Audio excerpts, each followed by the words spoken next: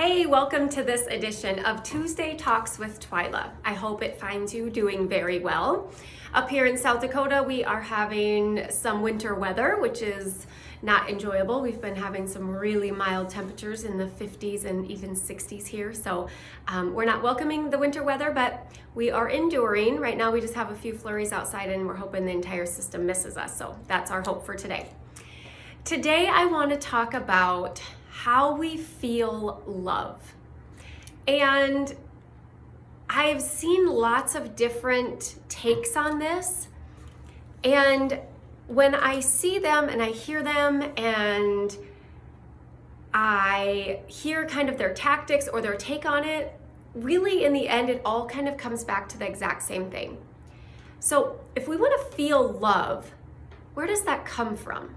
So if you imagine, do you feel loved by your partner? Do you feel loved by your kids? Do you feel loved by your parents? Do you feel loved by your friends? And what does that mean to you? And how does that actually feel inside? What happens to us is we attach this meaning to feeling loved that comes from something external. So if my husband buys me flowers, I take that to mean that he loves me. So him giving me the flowers doesn't give me like this fairy dust burst of love, right? But we make it mean that. We give it that meaning. So where does that come from? That meaning that we give it comes from our thoughts. Right? We've created that association. So their acts of kindness or their behavior or the things they say to us, we take that to mean that they love us. Again, those things are not some fairy dust splash of love that we feel, right? Like you imagine like a little cool breeze, like, oh, here's the love coming in. That's not what it is. So when we understand this, the best thing ever, we get to feel love whenever we want to. We control it, right? So what we make that stuff mean comes from the thoughts that we think. We think kind thoughts, we think loving thoughts, we think meaning, we give the meaning in our thoughts of the love. What about the thoughts you think about that person? You think how kind they are, you think how nice they are, you think how generous they are, right? Those are thoughts you think. They generate that feeling of love towards that person, right? So understanding that and the ability that we have inside of us to control all of it, right? For both ways. So we're just talking about love here, but the concept is the same for every emotion. It all is generated within us. We generate the feeling of love with the thoughts that we think. Now, if someone is unkind to us, we don't want to think that we don't want to think kind thoughts about something that's unkind, right? So we build those associations based on our values.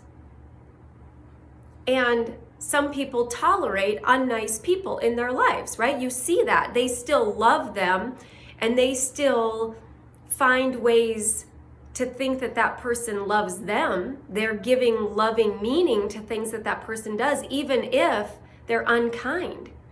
Even if they put them down, even if they say negative things to them every day, even if they hurt them or hit them, right? It all comes from the meaning that we give and the thoughts that we think that creates the emotion inside of us that we have full control over at all times. So in any moment with your partner where they're getting on your nerves or something happens and you have an argument, you still always have the option to go to a loving place, to choose loving thoughts, to choose kind thoughts, or just to choose neutral thoughts.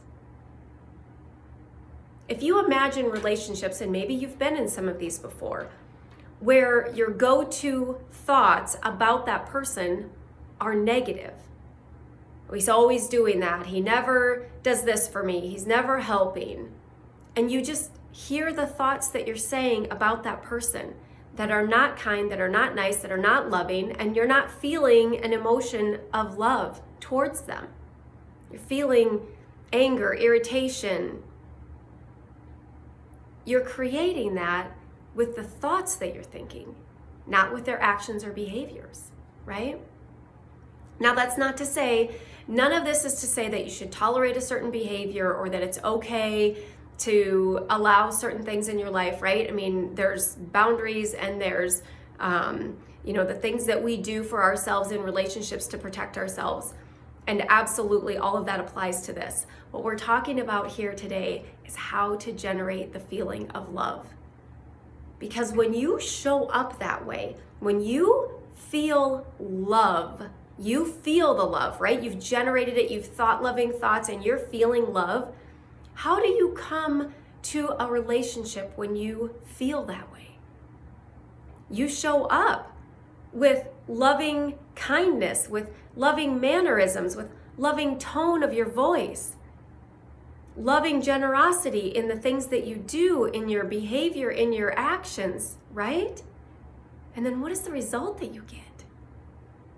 You get more love, right? You feel better. You feel good about what you've done. Have you ever done an act of kindness and felt bad about it? Ever felt like negative, some kind of a negative feeling, like the result that you got was negative? Now, if you had some expectation around your act of kindness, like I'm going to do this and I'm going to get this reward, okay, that might be something totally different, right? But when we show up with love and kindness to the world, to our family, to our friends, to our work environment, everything around us is different. And we get to pick that. We can generate love inside of us at any given time. It is truly amazing. And we forget this, or maybe we don't even know it. And we're losing sight of this amazing thing that we have inside of us.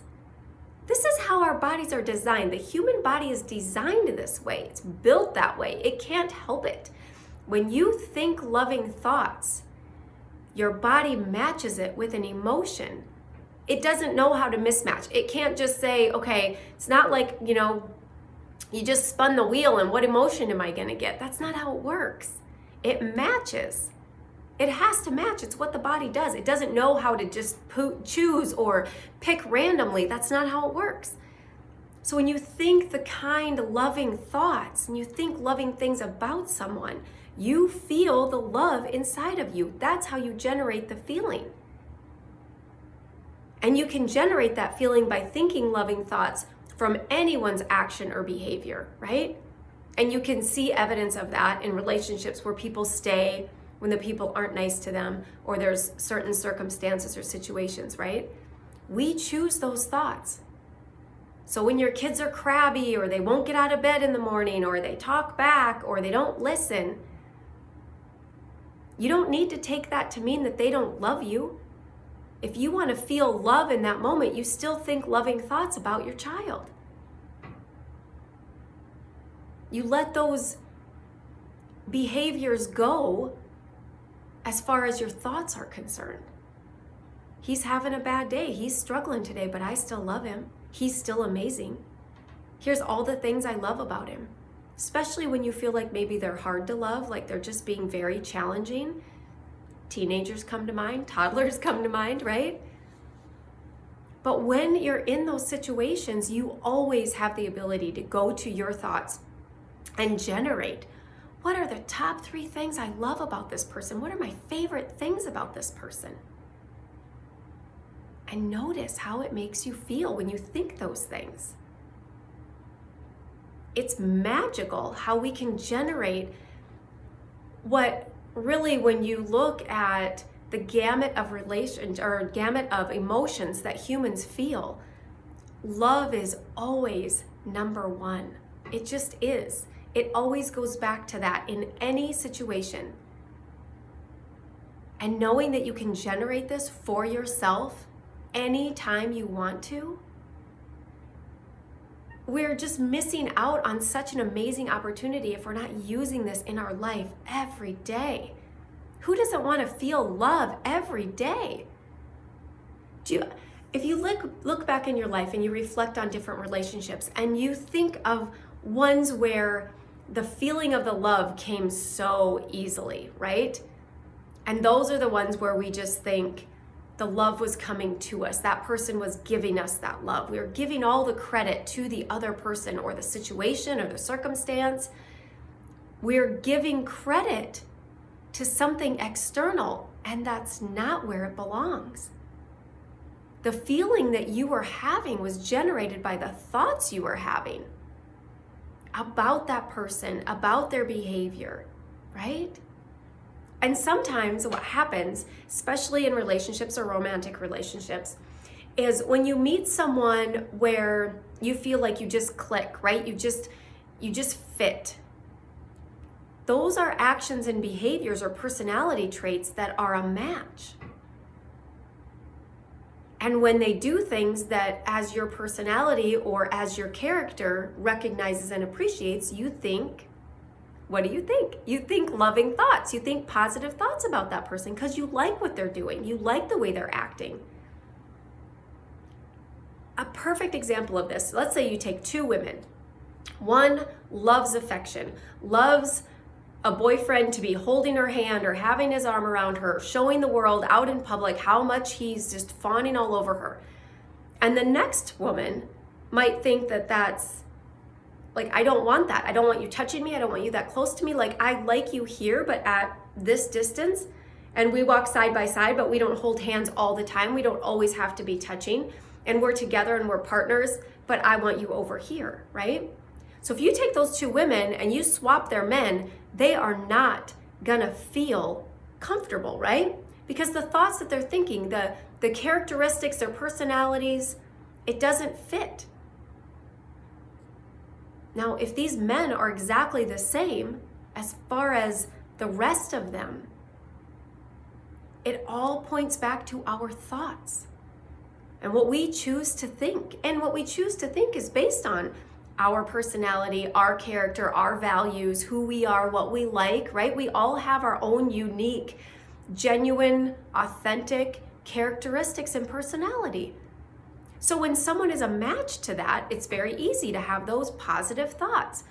And if someone, like if you have something that just gets on your last nerve and that person does that, you're on your first date and they chew with their mouth open and that's just one of the things that just is like fingernails on a chalkboard for you, that's not going to be a match, right? You're going to be thinking negative thoughts about that. Now, if you're someone who grew up where everybody eats with their mouth open, it's no big deal, don't even notice it, you don't even notice it, right?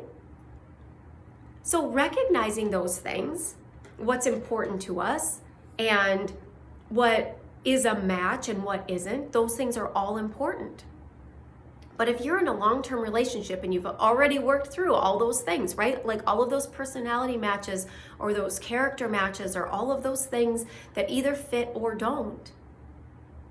And you look at that person and lives have evolved, relationships have evolved, people have changed, right? We don't stay the same. Different, we pick up different things, different characteristics, different mannerisms. We're not stagnant as humans. We are ever evolving and changing and growing. So who you are today can be completely different than who you were when you met the person or when you got married.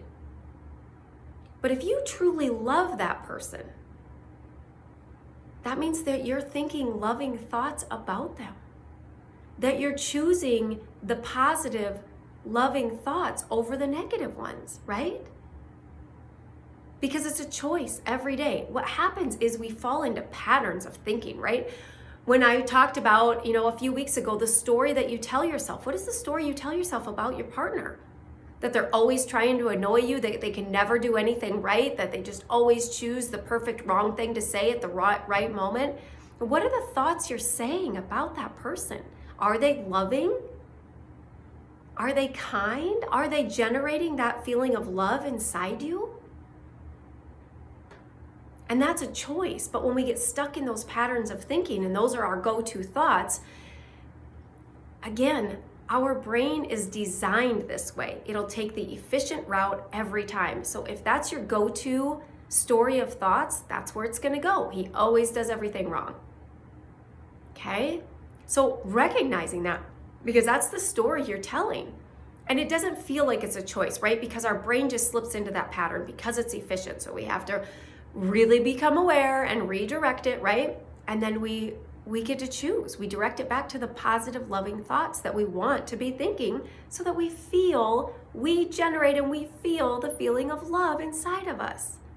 And then imagine how you show up when he does the thing that yesterday you thought he always does the wrong thing, right? Here's the other piece of this. If you're telling yourself this negative story all the time, that he always does, he does everything wrong, or he always does it the wrong way, whatever that negative story is, when that's what your brain is thinking, it's going to spend its energy finding evidence to prove that true.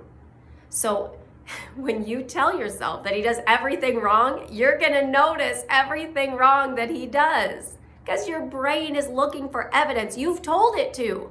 He does everything wrong. Find all the things that are wrong. Here you go. I mean, you asked for it. You didn't realize it, but you asked for it. Because that's what our brain does. That's how it's designed, which is amazing if we use it for positive as opposed to negative. We use it intentionally. We use it purposefully, right? So now you change your story about your partner that is positive. He always does everything right. He's so generous. He's so kind. And when you tell yourself that story, the evidence, your brain is going to go find the evidence to prove how kind he is, how positive he is, how good he is, right? It will pony up the evidence to reinforce the thought you're already thinking. And then you'll be like, I don't know why I thought that all the time. And it can happen very magically, or it can be very challenging. If your brain keeps reverting and you got to redirect it, but isn't it worth it? Who wants to think that negative stuff about our partner? Because what happens is we're the ones that feels the negativity. They probably feel it in the way we show up in our actions, right? So when you show up with anger and irritation, then they're gonna recognize that, right? And so when you show up to the relationship that way, that's what they're gonna experience, of course. So we get to decide that. And we don't want to show up that way because we're creating the emotion inside of us that we don't want, right? We want to feel love. We want to generate the emotion of love because love is the most amazing emotion on the planet. It is our number one, bar none. So let's generate it every day with intention, with purpose, right? And we can. It's so available to us. It's like this untapped resource that we forget about, or we don't realize that it exists, or we don't understand that this is just how our body works. It's how it's designed. We can't even help it. How amazing is that? It's just built in us. We don't have to create it. We don't have to learn it. We don't have to learn how to do this, right? We don't, because we're already doing it. We're just doing it with different thoughts, right? With different emotions. We're generating emotions that are making us miserable, that are not generating love, that are making us irritated or angry or frustrated. That's not what we really want. We want to feel love. We want to feel love inside of us, and we can, right? So what if you're single? What if you don't have a partner, right? What if you don't have, maybe you have a fairly isolated life, or you don't have a positive relationship to draw on, right?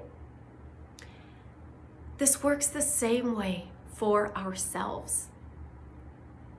We can generate the feeling of love by thinking loving thoughts about ourselves. How often do you do that? How often do you think loving thoughts about yourself as opposed to negative thoughts about yourself? How many times do you look in the mirror and you wink and say, "You got it, girl. How are you doing today?" Do you talk to yourself in a positive, loving way? Or do you say those same things? You never do anything right. You're always late. You're always forgetting things. You're never organized. You're unorganized. You're not scheduling. You're not planning. Think of all the negative things. Is that what you're saying to yourself? Or are you uplifting and empowering and motivating and inspiring yourself every day?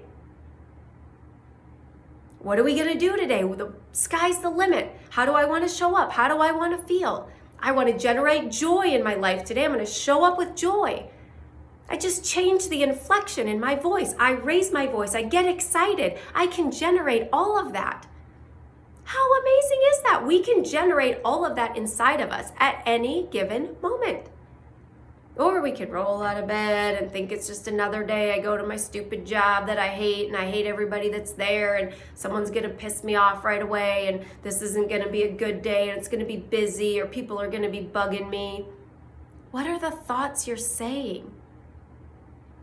Today's gonna be a great day. I'm gonna take the day by the horns. This is gonna be the day. I'm gonna be inspired. I'm gonna have joy. I'm gonna go throughout my day with intention. I've got this I want to get done. I've got that I want to get done. I'm going to spend time on myself. I'm going to make sure that I give myself my self-care. I'm going to give myself 20 minutes to read. I'm going to do this craft for 20 minutes. I'm going to go for a beautiful walk and refresh my mind and my body. Are we doing that? Are we setting ourselves up? Are we telling ourselves the positive, loving thoughts to generate those emotions inside of ourselves? Imagine if you did that first thing, the very first thing you did in the morning. I get up and I generate the feeling of love, or I generate the feeling of joy, right? Today we're talking about love, so let's stick to that. I want to feel love inside of me. I'm going to think loving thoughts. What kind of loving thoughts can I think? Maybe I only need one loving thought. I woke up today. God gave me another day. What am I going to do with it? What do I want to do with today? I woke up today. Look at me. I'm alive. Imagine telling yourself that as soon as you woke up. Go stand in front of the mirror and look yourself in the eye and say that to yourself. God gave me another day. I woke up today. What do I want to do with it? And then you might hear some negative chirping. Yeah, that's great. You just get to go spend another 9 hours at your job that you hate. Really? You get to choose that thought. And so when the negative repeat thoughts or stories come up, notice them, redirect them. You get to choose. You get to choose to generate the emotion of love instead of that negative thought pattern and emotion of dread to go to work. You get to choose. As soon as your feet hit the floor in the morning, as soon as your alarm goes off, you get to choose. Any given time throughout the day, something derails you, something happens, you always get to feel the emotion of love. You can generate it inside of you, right? So I want to end with this because I feel like this is one of those things, and I've got some real life personal examples of people that really struggle with losing a loved one and grief. And I have also experienced this. I lost my dad to suicide when I was just 22. And I lost my mom when I was, I don't know how old I was, 7 years later. And so 31, I think, was when she passed. And my mom was my best friend. She was my favorite person in the world. And I don't know if she knows that, and that breaks my heart. But when I've experienced grief of someone that was a huge, significant part of my life, that's where I've had to struggle with that, generating the feeling of love, right? Because I miss that person. I miss spending time with them. But I still get to hang on to the loving memories, the wonderful times we had together, the things that I can think about that person and the times we spent that generate that feeling of love inside of me. And that is warm and comforting. But what can happen is the experience of that, and then it brings up, but they're not here. I can't experience that again. They're gone. I miss them. I want them back. This isn't right. They left too soon. We lost them too soon, too early. They were too young, right? So for me, I've leaned on my faith, right? I feel like I don't have the ability to affect the divine of the universe, right? So it's happened. I can't control it. So there's no point in me spending my brain energy wishing it hadn't happened or spending time thinking it shouldn't have happened, because it's happened. I can't change that. And thinking that and making myself miserable only makes me miserable. It doesn't turn back the clock. It doesn't bring them back from the dead.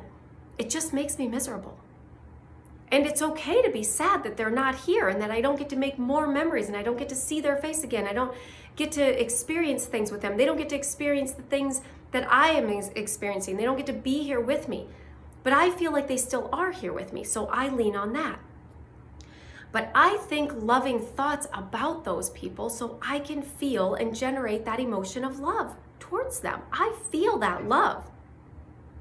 And I can imagine hugging my mom again. I remember moments, random moments that I hugged her, and I just remember exactly what it feels like. And I can still go back to that. I don't get to hug her in real life again, but I can remember that.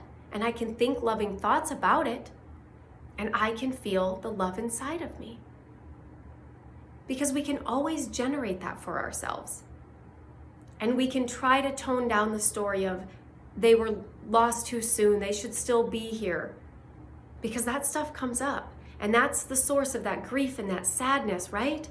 But it's also coming from a place of not able to change the past, right? It's something that's out of our control. And when we focus there, we basically are just on this hamster wheel of misery. And all we have to do is stop the wheel by taking back control. In the moment, I want to feel love. I can generate that feeling for myself, and this is how I do it. I direct my thoughts to the loving memories, to the loving thoughts, to the kindness. And then I feel the emotion. I generate love inside of me, and I feel love. I feel it. I've created that for myself. So I'm going to challenge you to try this on. Generate the love for yourself. Think loving thoughts about yourself, about another person, about someone that you lost, that you loved. Focus on what thoughts you can think. What can be your go-to thoughts? If you want to generate love in your life every single day, rewrite that story that is love, kindness, generosity, positive thinking. You have it in you. And it might take some work. Again, our brains love to be efficient, so they want to take the easy route. But you can redirect it. Become aware of these things and redirect it. It's all available to you. So spend some time here and generate the emotion of love inside of you. Think your loving thoughts and just sit with it. Just sit with that warm hug. Sit with the emotion of love that you generate for yourself. And feel the amazing empowerment you'll feel inside of you when you realize you have this power. It's built in you. It's how you're designed. It is the human design. Utilize it every single day. When you have your task tracker, what am I going to do every day? This should be one of them. I'm going to generate the emotion of love for myself. I want to feel love. And I generate it. Now, once you get good at that, pick your emotion. I want to feel joy. I want to feel inspired. I want to feel motivated. All of that comes from the thoughts that you think. So pick what it is and go to those thoughts that generate that emotion inside of you. It's there. It's available, right? It's how we're designed. How amazing is that? All right, let me know how this goes. I'm so excited for this. Love is the most amazing thing in the world, in our lives. Tap into it every day and let me know how it goes. I'll see you next week.